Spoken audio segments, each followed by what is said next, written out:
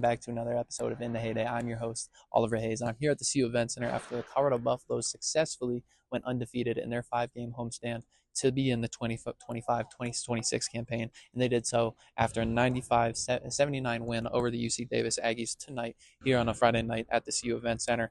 This game had a bunch of offense as both teams shot over 50% from the field, but the Buffs, their offense prevailed as the Buffs shot nearly 60%. They converted 34 of their 57 field goal attempts, 9 of 15 from beyond the three-point arc, 18 of 21 from the free throw line as they converted 9 more free throws than UC Davis, and the Buffs did so on an impressive 24 assists to just 10 turnovers. The Buffs have yet to turn the ball over more than 11 times in a game through 5 games this season, and they had 20 assists last game against Alabama State, which Tad Boyle said he was most impressed by in that near 30-point thwomping of the Hornets, and so to follow it up with another 24 assists really shows how well this offense is clicking. And Tad Boyle said that even at times, he's not necessarily liking some of the shots that the Buffs are getting.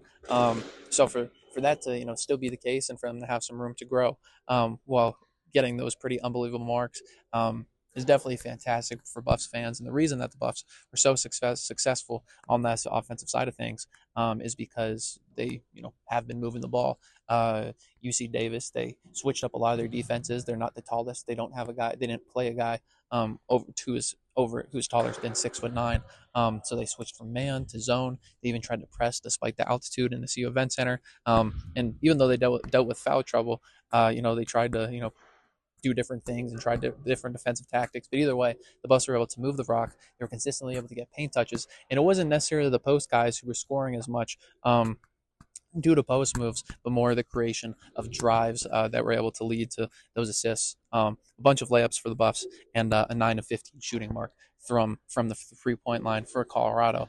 I'd say that Barrington Hargress, he was probably the most impressive offensive leader for Colorado tonight. He had 13 points and a game high 9 assists. He was a positive 13 in the plus minus category, and 31 minutes played. He led the team in minutes played tonight, just barely over Sebastian Ranchik. But Barrington Hargress, he has been fantastic at sharing the ball while also taking care of it so far this season. And both halves in this contest, he was able to get by his guy, push the pace, come off the screens, and get downhill. And not only kick out to Felix Casares, who had 3 threes, and share the ball and make the extra pass a few times. But the big thing tonight was the fact that he was able to get downhill and namely find Bangat Dak a lot in the pick and roll, but also when Hargress got downhill, he has crazy hang time, and sometimes he would hang in there and finish with a layup. Other times he would hang in the air and find Bangat Dak, Sebastian Ranchik a few times,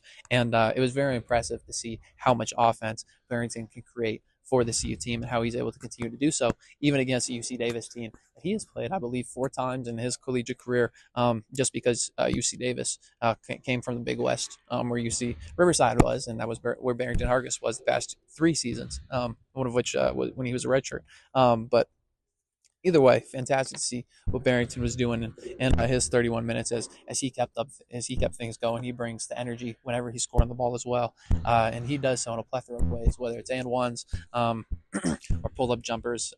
Just all around solid showing from him. But behind him, I talked about Bangat Dak. Bangat led the way with a team high 18 points in this one, and he was very efficient, 8 of 10 from the field, 2 of 3 from the free throw line. And this was a huge step up for him because in a lot of the contests so far, he had found some decent looks, but hadn't necessarily been able to convert, hadn't been the most efficient. So tonight, to see the ball fall for him, especially in pick and rolls, and off of assists, being able to go up quickly without the ball getting knocked away from him. He still had 3 turnovers, but like I said, 18 points, had 3 assists as he was able to move the ball himself. Not necessarily inside out as we'd seen in the first few games, but more so, between Ranchik, Bangat Dak, Elijah Malone, Alone McKaylee, those guys were able to move the ball decently whenever they were in the post, and UC Davis was trying their different defenses, and those guys were all able to cut. Themselves and able to find baskets. But that kind of leads me to Felix Casares, who, all of us know that he's a great off-ball cutter. He's not going to take a lot of shots, and tonight he didn't. He only took 7 shots, but he made 5 of them, 3 of them from beyond the arc on 5 attempts, went 4 or 6 from the free throw line, and that was because he, like I was just saying, moved really well off the ball. He was cutting great, and guys were finding him. Sebastian Rancic, he had 5 assists, the second most on the team behind Barrington Hargis. And, one thing that Sebi had talked about a lot this offseason was working on being able to read the second defender when he was getting by his first guy. And so while Sebi had drawn a bunch of fouls through the first 4 contests and scoring a bunch of points and things like that, he was able to play make a bunch more and, find not only bigs, but those cutters like Caceres. And, with Sebi, passing the ball, with Hargis passing the ball, that was why Felix hit those 3 threes in this contest, but he's cutting backdoor quite a few times, and that's what led to free throws and a few layups and dunks for him. But yeah, that was most of the things on offense. Alone McKaylee had 10 points, but the bench, they kind of struggled. In this contest, no one on the bench had a positive plus minus besides Ian Edmond and Fawaz Tagovailoa, and those guys didn't play until garbage time. So this game was really carried by the starters. But you could kind of see that big difference in the play as on the defensive end for Colorado. As like I said, both teams shot over 50% in this contest, and UC Davis, they went 31 of 60 from the field, 8 of 24 from beyond the arc, 9 of 9 from beyond the free throw line. And there were some good things. Felix Caceres, with his big game, stepped up on the defensive end per usual. He was guarding Connor Sevilla, a 17-point per game average score entering this contest. But Sevilla was held to just 2 points as he went 1 of 7 from the field, 0 of 4 from deep, and he can really light it up for beyond the arc. He was entering this contest shooting nearly 55% from 3 on over 6 attempts per game, but he was held just those 2 points, like I said, being very quiet, and that was thanks to Felix Caceres. But besides that, the Buffs, they jumped out to a huge 10-0 run to start this game thanks to the starters. They played well whenever the starters were in the game. But when the bench came in, not only did the offense struggle a little bit more, but so did the defense. And Tad talked about the selfishness that some of these defenders have, and how that's going to kind of come with young freshmen, and just kind of the ups and downs of freshmen will come in games like this. And when it came to Marcus Wilson and Niko Rokic, who combined for 40 points in this contest. Rokic went 6 of 7, 2 of 3 from beyond the arc, 5 of 5 from the free throw line. Marcus Wilson went 8 of 15 from the field, 3 of 5 from the three-point line, 2 of 2 from the free throw line. Those guys, they were abusing the pick and roll and the pick and pop, especially in the second half.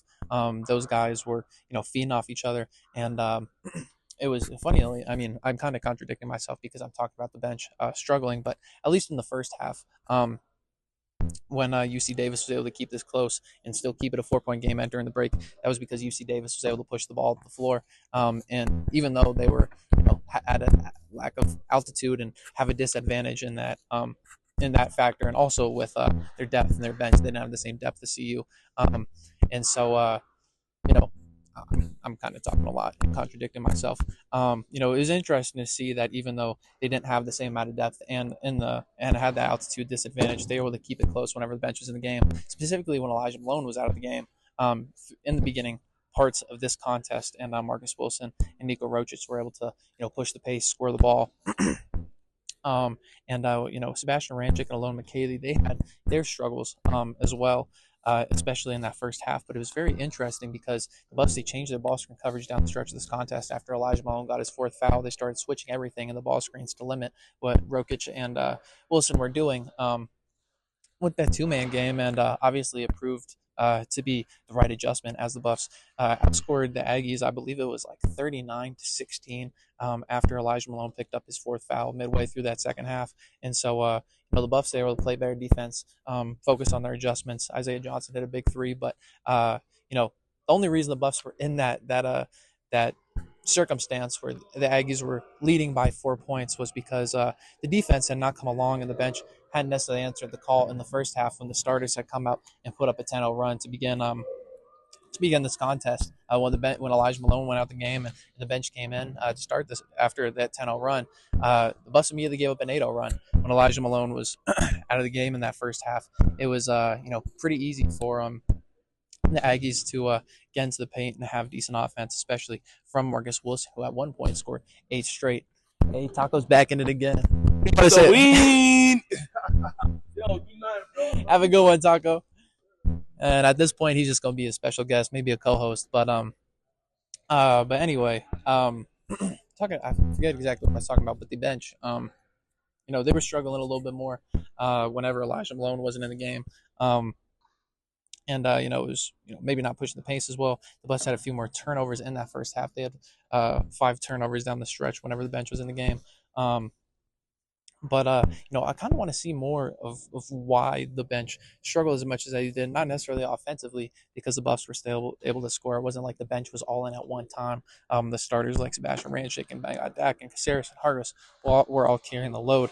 More defensively, I wanted to see why UC Davis was able to convert and score those buckets. It seemed like in the second half, with Tad talking about the selfish defenders, it seemed like guys maybe weren't communicating as well when UC Davis was able to run the break. UC Davis only scored 9 points in fast break according to the sheet, but they were able to score a decent amount in transition. At one point, the Buffs gave up, I believe, 2 threes back-to-back succession because they didn't get back in the first half. So anyway, to see the adjustment made with those guys down the stretch, even though they didn't necessarily play the best, even though the starters didn't necessarily play the best defensively, was great to see. So I'm kind of talking a lot. It is a very tired time at this point of the day. Very tired point of the semester. It is finally break for me, I guess, with Thanksgiving. So maybe I should just wrap it up and try and rewatch this game to give some more cohesive thoughts, because I don't know what those last few minutes were. I need to lock in, but either way, those were some of my takeaways.